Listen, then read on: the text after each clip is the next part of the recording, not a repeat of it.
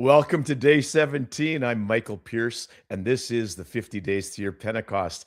It is a delight to have you with us this morning. I trust you've got a good cup of coffee because you're going to need it just to keep your energy up as we have our conversation, chat, and a lot of fun with a dynamic young couple, Ben and Jenna Loates from the Glory Hills of Alberta, Canada. They are here with us. Now, it's told to me that if you go to the map, you will not find the name Glory Hills on the map unless you zoom in because it might be a very small area. They're in the Edmonton, Alberta area of Canada, and it'll be just so much fun to have them with us today. As you saw, tomorrow we have a good friend, a millennial pastor, Isaac Liu. He is the son of the heavenly man, the pastor who was led by the angels of the Lord out of imprisonment in China after being arrested for preaching the gospel. And then on Thursday, Mama Lilo Keller from Winterthur, Switzerland. Her and her husband Gary were the prophetic and apostolic mamas and papa of the entire German-speaking world. We have just an incredible, and she is a worshiper. And you know, we didn't anticipate this. I didn't plan it, but we'll have Lilo, we'll have Ben and Jenna, the worship leaders. We had Caleb, worship leader. We've had my good friend that I just lost his name. Isn't it great to be on live, you know, and you get to make a mistake and you forget that you had somebody like a friend like Uwe yesterday. Ben and Jenna, it's great to have you here. Kat is our co-host today. Kat is from Dallas, Texas. And Kat, what are you thinking about today's guests and the fun we had backstage as we were getting ready for today? Oh, I'm just excited to get to know them more and hear more about their story and what God's doing in their life right now. So thanks for having me as your co-host today. Well, you know, Kat, you have been with us for 4 years. You got roped in by your friend, Kimberly, when we were in Germany. Ann and I were with you guys there. But today, Ben and Jenna are, first of all, best friends. They're business partners. They're parents of 4 beautiful kids, age 17, 15, 13, and 11. You heard me right. They're all in that age group right now. They have been self-employed for 19 years, and they tell me they are deep trusters and lovers of God. Their ministry, West Country Worship, releases them to travel the continent, releasing worship, faith, movement, training, and joy, as well as producing music to steward the sound of the north wind in Canada. And of all those things that I just said, they produce a lot of joy. Yeah. They produce a lot of joy. Guys, it's great to have you with us. Hi. Hey, happy to be here. And now I don't know who wrote this part of your bio, guys, but it says that they're a sweet beauties couple walking day by day with the Lord. That's all Ben, all Benny. Absolutely. Yeah. That's your Alberta description right there, if you could ever have. They're a couple of sweet beauties just walking with the Lord. Let's go. You know, you don't get more Berta than that. So here we have the Texas of the North represented by Alberta. We have Texas represented by Kat. It's gonna be a lot of fun this morning. We're all lifting it up. And, That's right, and y'all. some of you are thinking, what happened to Michael? I thought he was this nice, quiet, you know, serious guy. But you get around all of these and everything happens. So I asked you guys if you were raised in Christian homes or if you went to Christian school, and there was some funny answers. How do we start this part of the conversation? Give people the 2-minute elevator pitch of how you came to faith. Oh, well, I grew up in a I would say Pentecostal church sort of home.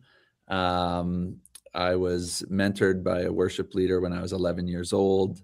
And so I was this worshipy Christian guy waiting to meet his wife, and I didn't date anyone from 8 years old. And From 8 years or old. 8, sorry, grade 8. Yeah, You did before you were 8. tracking it since You know 8 years those old. like grade 1 to 5 Yeah, grade 1 to 5 are relationships really just throw you. Yeah, since 8 years old for sure. Pretty heavy. Oh. And so I kind of was always a Christian. Jenna, when I met her, I was in my second year of school of a teaching degree, and I met this girl that did not seem like the person I would spend my life with, but she was extremely cute, and there was something about her. But she didn't check off all the traditional boxes that I had checked off for myself. Wow. Okay.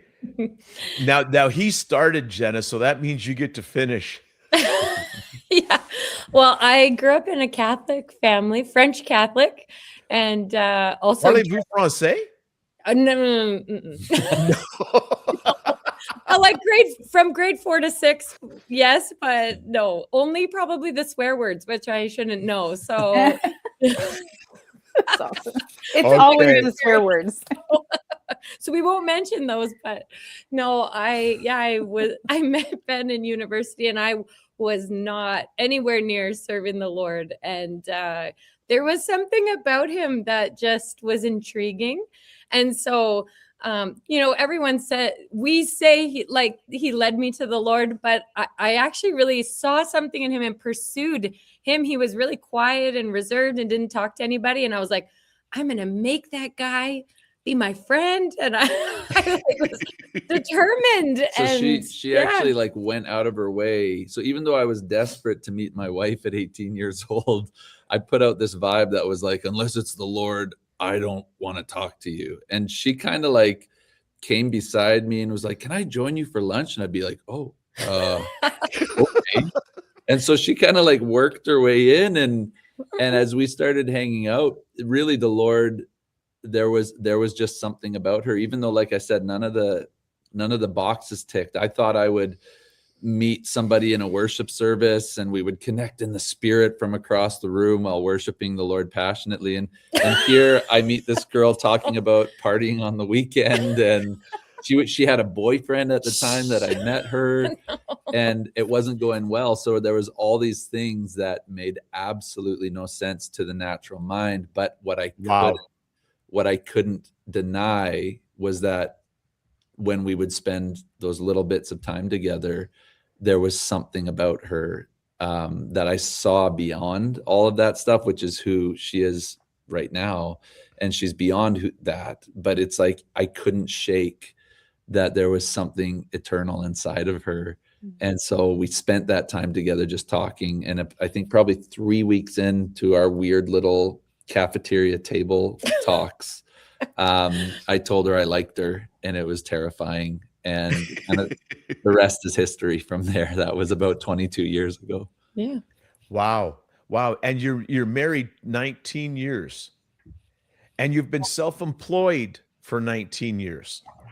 Yes.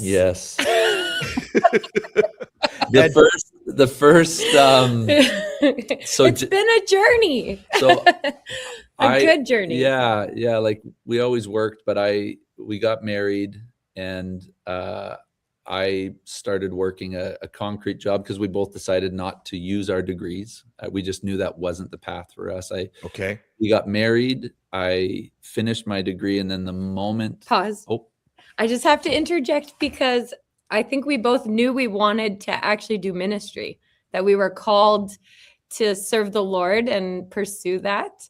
And so we were kind of looking like our careers and those things weren't really on our radar. We were really looking for, Lord, what do you want for us? mm-hmm. But then the Lord would just kind of give us these like, okay, we'll do this next thing. Yeah. So Ben, Wow. go work a stonework job. Go, Jenna, go do this. And so it, so it's interesting. Anyway, keep going. I just wanted to preface that because I think right off the bat, we weren't looking to pursue careers or anything like that. We were just hungry for what the Lord wanted. We probably thought we would end up in another country, or I don't know. And But all I knew when I had finished my degree, we had just got married, and you had all this expectation, and rightfully so, you're going to use your degree. And I just remember going to pick up my sister, who was still in high school at the time, and walking through the hallways, and I'm walking past classrooms. You can look to the right and see the teachers, and I felt like this heavy feeling, like this is not for me.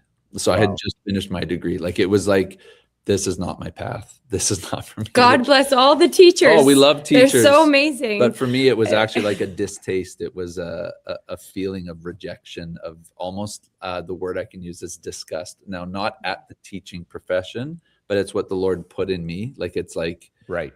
two magnets that just won't go. And it was very weird to feel that. But I knew the Lord was going, this isn't your path.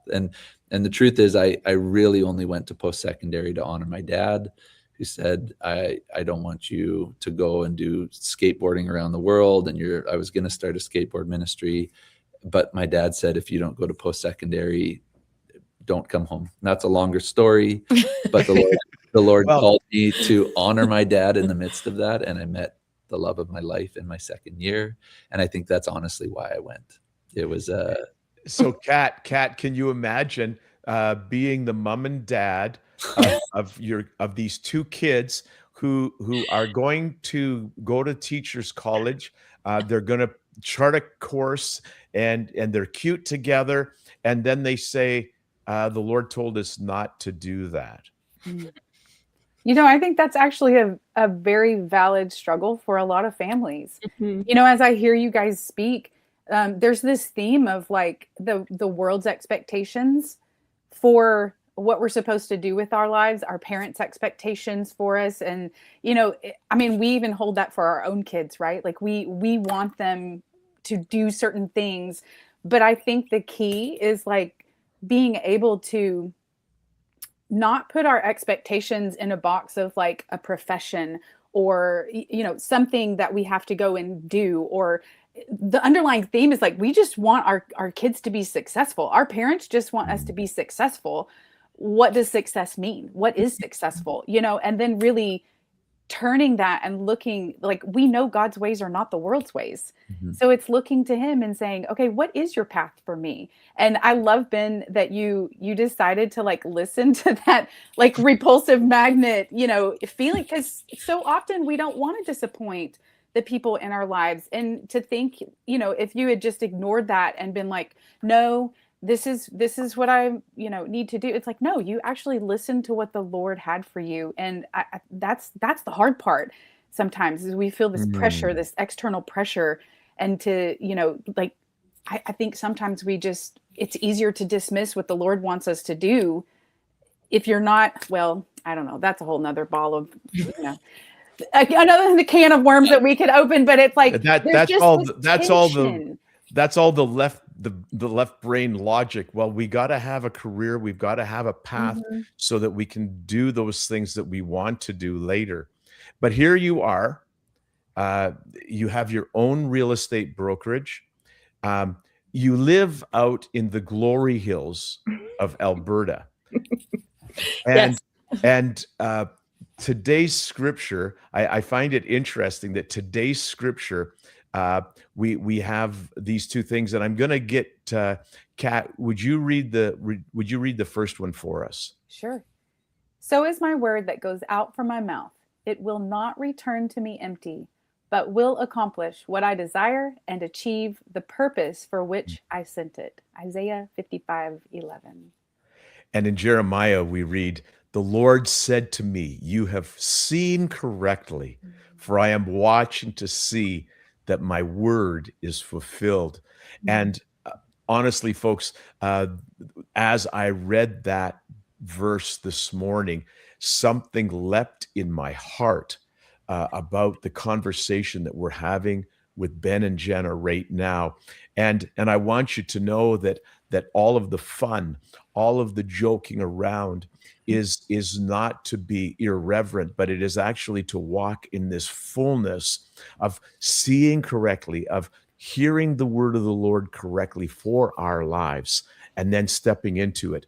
What's that looking like with you guys having 4 kids? 3 of them are teenagers, guys. Well, I think I'm going to jump in there and even go off of what you were saying, Kat, about expectations and about, what do you hope for your children? So we have 4 kids and they're 17, 15, 13, 11, like we said. What do we hope for our kids? Living the life that we lived, right? Because a lot of people would think, oh, so you're like a wacky Christian who just flies this flag with no post, and wherever you go is where the Spirit sends you. And it's actually not that. What do we hope for our kids? And what do we say to our 17-year-old? And it's what the Lord spoke to me at 17. I remember being somewhere and just the Spirit of the Lord came on me. And I remember saying with fire in my heart, I don't care about the white picket fence. I don't care about the nice car or the nice job. I want to be where the Lord calls me. I want to be in his will. And if I don't have that, I don't want anything else. I remember saying that at 17. And so the thing that we teach our children, or that we try always, everything leads back to this example for the kids, is what is he saying next? Yes. That's the only thing that actually matters. So and what does that matter for a kid then? You need to cultivate the history and equity with the Lord, that you know what he's saying, when he's saying, and how to do what he's saying. It's just like that verse about he's watching to see that his word would be fulfilled. Well, that which is born of the Spirit overcomes the world. So an idea that comes from the creator of heaven and earth comes into us from him. And it's our job to execute what he says as he says it. And when we try and add our human, maybe I'll add this little bit of flair, or maybe that's not born of the Spirit. That's born of the Spirit plus Ben. And usually God goes, I love you so much that this is going to fail, but I'm going to let it fail so that you understand when you add your best ideas to it, it doesn't work. I made this to be so easy that you hear me, you do what I say, and watch it win. And so for us with our kids, it's been this journey of first affirming, you hear the Lord. And how do you know? Try. What did he say? Okay, did you execute on that? No. Did it work? Not really. Okay, he loves you. There's no guilt. There's no shame. Let's go again. What is he saying? Wow. Do the next thing. And that's really, Jenna, hey, that's been our journey all this while. And we have a spectacular life in the glory hills of Alberta. But we couldn't have foreplanned it other than, Lord, what do we think you're saying? And we're going to do that with all of our heart. And I'll say one other thing, to be really real, I heard you're not supposed to be a teacher. Well, we didn't know what was next, but we knew he was with us. And the next 12 years of our marriage growing entrepreneurially was brutal. And we missed mortgage payments. And the business grew incrementally because I was insecure and I didn't know how to grow a business. And so 12 years of producing 4 children and growing slowly over time and learning that which is born of the Spirit and that which is born of Ben. Really tough process. I like this. And what's interesting is that the word of the Lord goes out from his mouth. It will not return empty. That's right. But in connection with that, he says to Jeremiah, you have seen correctly. And so for those of you who are visually challenged, you hear. For those who are able to see, you are able to see those things. And so the Lord doesn't speak in just one way. That's right. Totally. And this is so important because if we're going to be rounded and full of all that the Lord has, the visual reality of who he is and what he is doing needs to be able to actually marry with that listening also. Yes. And you probably aren't, as much as you love having fun together, you probably don't have the same personality and all of those things. No. Definitely The not. Lord made her to see heads, and he made me to see tails. It's the same coin, but dear Lord, it is two. We're looking at the same thing, but oh man, it's true. That's good. That's good. It's so true. So from Texas, you're hearing these wild millennials from Alberta. Kat, what are you thinking? Gosh. That's a loaded question, Michael. My brain's always got thoughts just like whirling around up there. No, I love that you have listened to the Lord and you've followed him on this journey.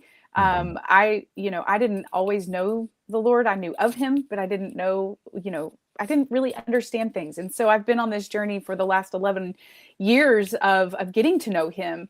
And it's so refreshing to hear someone else say, no, I actually turned down the ways of the world and I followed the Lord. And I'm curious, like, how did you know? Like, how did you know that it was the Lord? What was that process like of learning what his voice sounds like, looks like, feels like?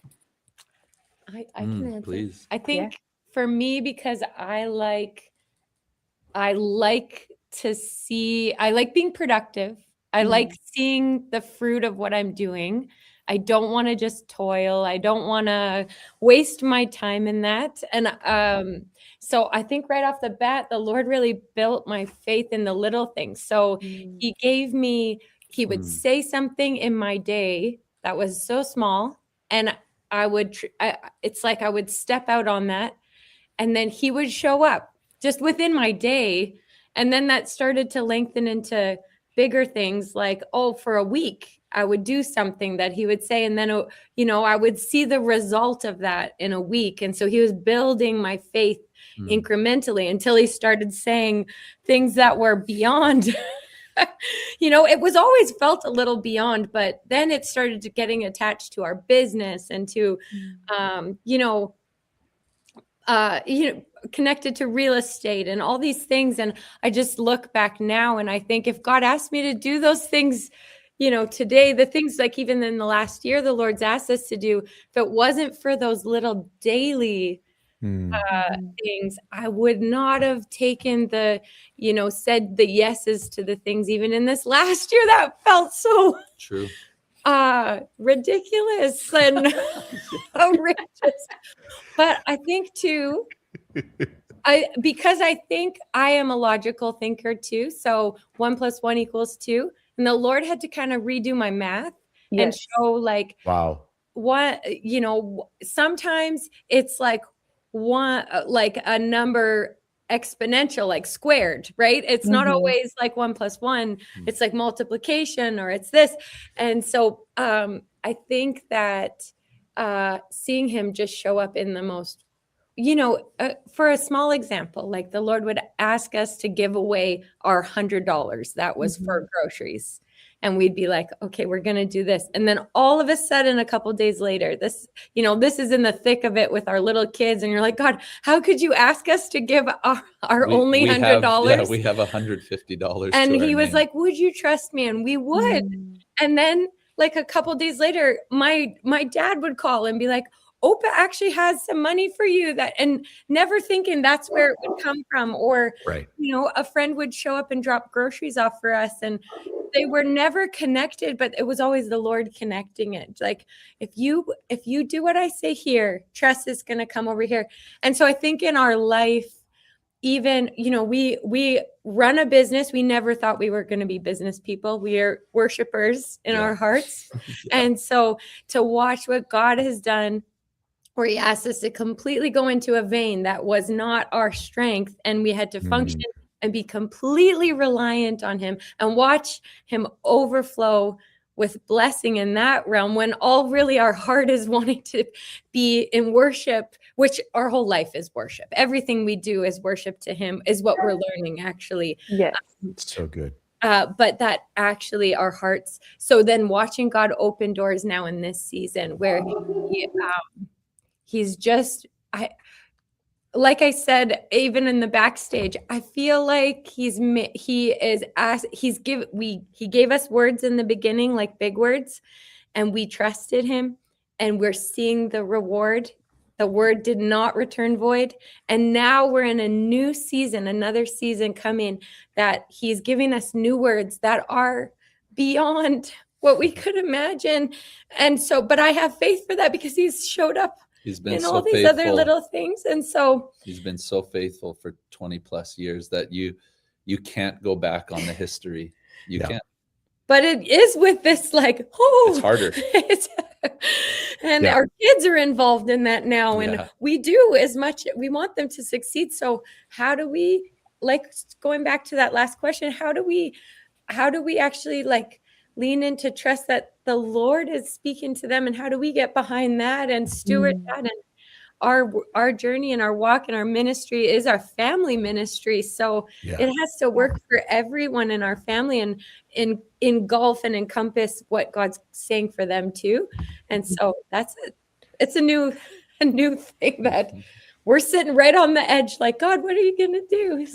So guys, it's an interesting thing because you said that you release worship, you release faith, Mhm. you release movement, training, and joy, and it would seem that this training is not the school teacher training, No, that's right. right? Mhm. Yeah. This training is not sitting in front of the whiteboard and saying, okay, these are the steps, guys, let's go do it. But it is the actual hearing the Father's Yes. voice, seeing what Jesus is doing and saying, okay, I don't know how to do that, but we're going for that. And when you do that, now you release faith. Now you release joy. Even though 12 years of entrepreneurial endeavor were difficult because the Lord was training you. You didn't know that he had you in a school of raising you into people of faith and people Yes. that could do things. But in fact, the training that you're talking about is how you've learned to hear him. Yes. That's great. And I just want to add, because I feel like it's important, like, we've always brought our kids into the journey. So they knew when we gave our $100 Mm. and didn't have anything, and we'd pray as a family, and then they would see God show up. And I think about all of the moms and dads and people, like, our earthly parents struggled with our decisions in some ways. And now my mom is hired by us. She's our She's employee. full-time. So our family, like, it's really come around full circle for us. This, like, God is so good and so faithful in it. It's actually providing for our family outside of us. And Yeah. so, but God always had us have people walk with us in the journey, and they saw us with nothing, and they see what God's done now. Not that it's about what we have, but it's been a testimony. And in this season, the Lord's really been saying, I want you to bring along this next generation, like our kids, but also like the Gen Z generation.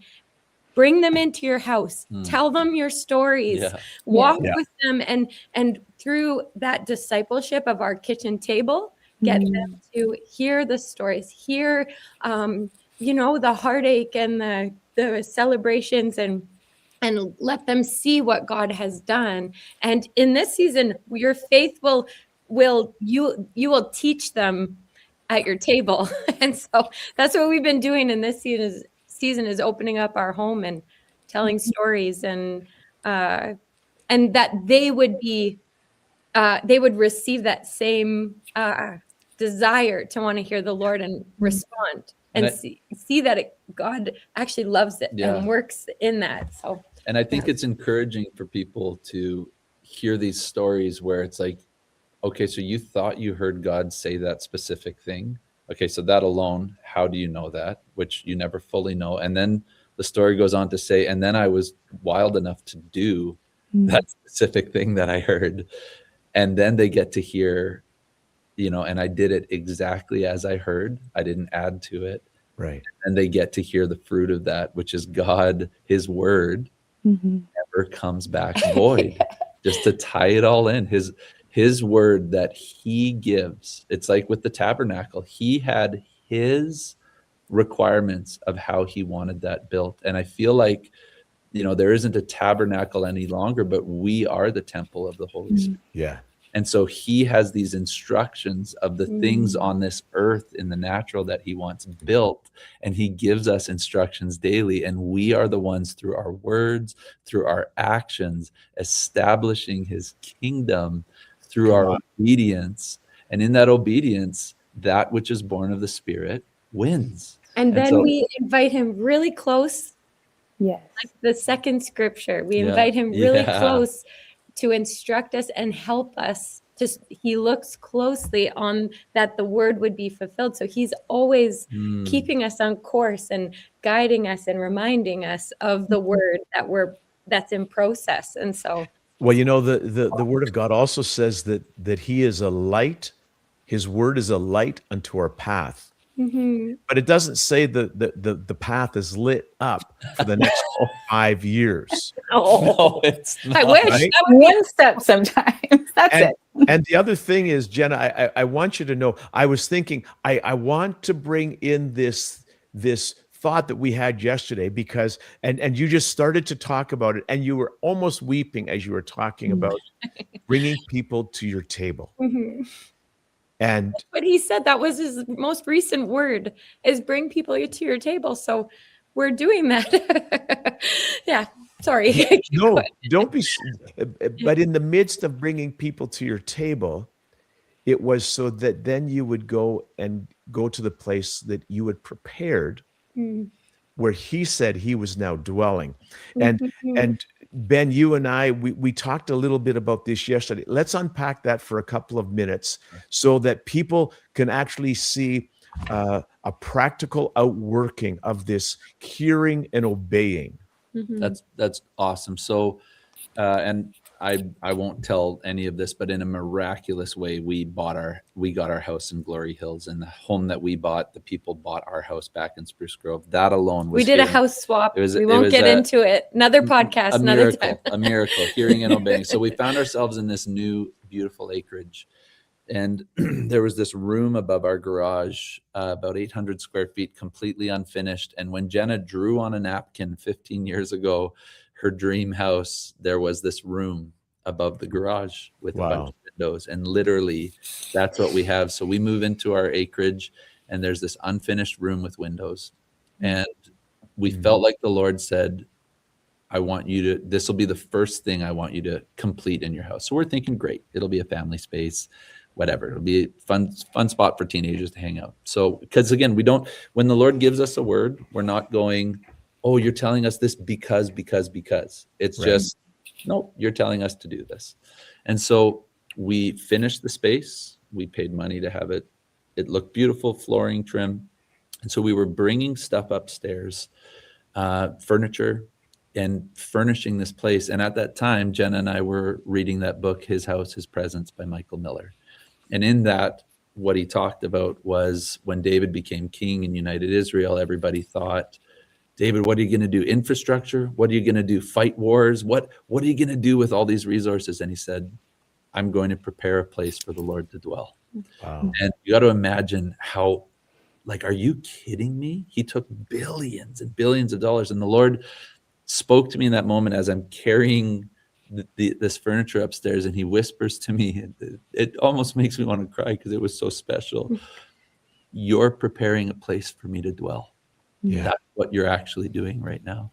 Yeah. And so in that, he started giving us this vision that this space above our garage was actually going to be, and Pastor Randy from Houston talks about this, Atalia, of this place where the Father actually dwells in our house. Yeah. And so that became the vision, and he started showing us worship nights up there once a week. And he started then showing us preparing food for people that he started putting on our heart. And these are people from church, and these are people that I was saying from the community too. Yeah, just people in our lives that even you wouldn't necessarily see at church, right? Know us. And so he started showing us this.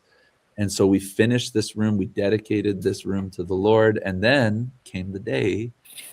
Yeah. Funny story. Benny bought a keyboard, but it wasn't the keyboard that the Lord told him. I'm summarizing because it's another. He's like, I gotta go get this keyboard. He went there. Nice keyboard. He bought the cheaper keyboard because it was on sale. And he brought it back home, and the Lord convicted him, and he had to bring it back and pay a restocking fee. Oh no. Because the Lord said to me, I unpacked it, and the Lord's like, this is my space, and I want what I want inside of here. Whoa. You don't need a deal for you don't need a this deal space. in mind. And so I actually went back and bought the much more expensive. You know, this is an important key. This idea that we have a religious stewardship Come on. that we need to get on the lowdown and cheap. No. Yes, he's extravagant. He's extravagant. Yeah. He And is so extravagant. and our stewardship, we're it's not about us. Mhm. It's about how do we make his name famous Mhm. in our life. Yes. And it takes humility Mhm. and a restocking fee to take the cheaper keyboard back. Dude, And I it was a real restocking fee. Like, I'm it was usually- like $500 restocking. Oh my goodness. I had to, I like a good deal. And I was like, but she was the one. Don't mess with that. As we walked in, she's like, Benny, are you sure? And I'm like, listen, God loves frugalism, or you know, and Frugalism. literally brought it home. And what happened was that night after I had it set up, we were watching YouTube, and the very keyboard that I was supposed to buy was on YouTube, and I was just like, oh. Ooh. So yeah, I will Yes, Lord. I will declare my word, and it will not come back Mm. empty. yeah. Right. And so I'll continue that. So then came the moment where we dedicated the room, we furnished the room, we bought all of this stuff for this space in his name, for his glory. And then we had people over. And so we had, I don't know, 20 people over. Jenna, we go to Costco every Thursday and spend money. I cook for She 25 cooks for people. 25 people which every is, Thursday. They come and we hang out. We just hang out for about an hour. We eat. So beautiful. A wonderful time. And there's generations there. There's 65-year-old people there. There are 17-year-old people there. And then when we're done eating, we go up in the upper room, is what we call it. It's literally above the garage. And we spend time with the Father for about 2 hours together. Folks, as Ben and I were talking about this yesterday, I said, the first thing you did was you prepared a place for the Lord to dwell. Mm. And then he had you invite people to the table so that his pleasure would be released. That's right. Not just his presence, but his pleasure is released at the table. And guys, all of the conversation leads us to this. His pleasure, Yeah. his presence, generation upon generation, walking in his word. Yes. Mhm.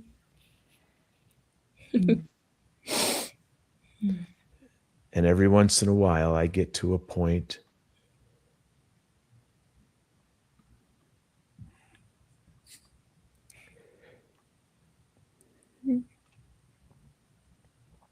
where you know it tangibly, you feel it.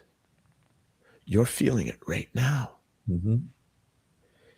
And so, Ben and Jenna, just release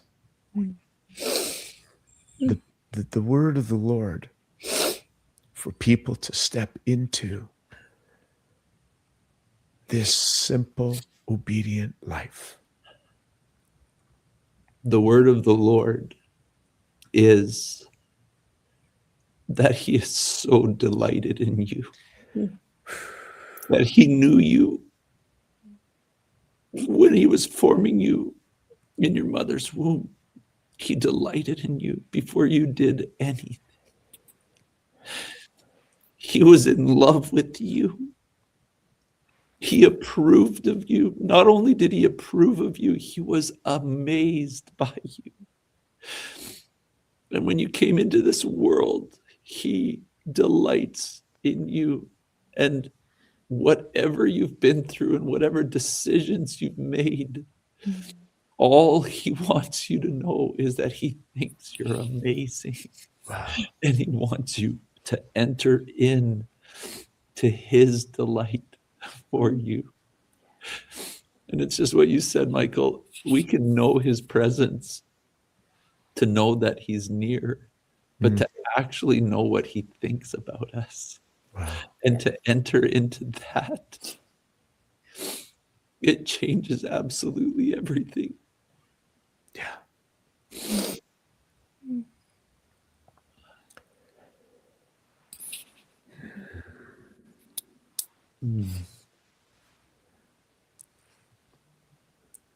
If I dare say, folks, you can drink in right now of this refreshing, of this life, of this movement of God in your life.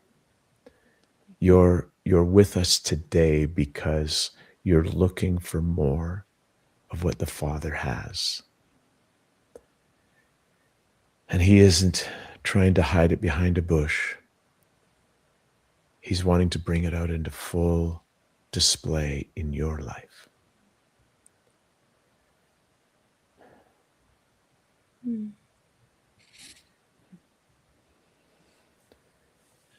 And I hear him saying, if you could know what my desire is, it's that I want to be with you. I want to dwell with you. Yeah. I gave up a building so that I could just be in your heart. And that's ultimately where I want everything to flow out of.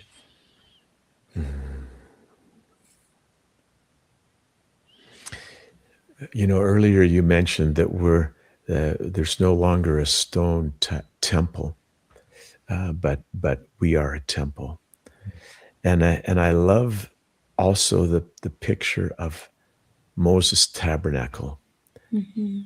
It's covered in skins, but the actual skins of the tent actually allow for the Ruha to come and go, and there's this elasticity in the tabernacle when we are with him that allows his breath to fill us. And so, folks, we are not throwing away structure, but we are entering into this place of being able to move with him. Yes.